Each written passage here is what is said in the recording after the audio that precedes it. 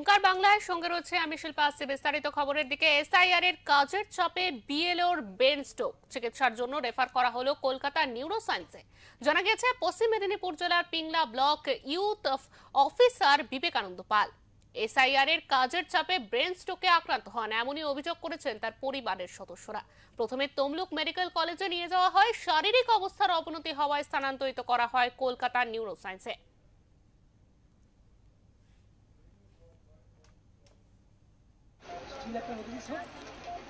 আপনি যেটা করা করুন, ঠিক আছে? অত এখন 160 আছে, 160 বাই 105 এটা হয়তো প্রথম যখন আনেন হয়তো আরো বেশি ছিল। আমি এখন 15-20 মিনিট দেখতেছি।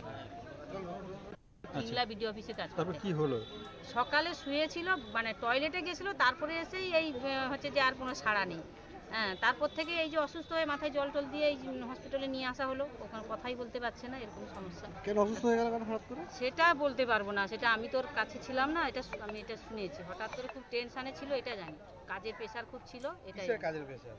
ওই ও যে কাজ করে এসআইআর এর কাজের প্রেশার ছিল খুব, এটাই জানি, আর এর বেশি কিছু জানি না। কি অসুস্থ হয়েছে বললে?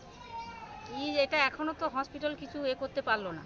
এখন কোথায় নিয়ে যাবেন? এখন কোথায় নিয়েছে? নিউরোসায়েন্সে নিয়ে যান। নিউরোসায়েন্সে নিয়ে। আপনার নাম? ঝুমা রানী সাঁতরা।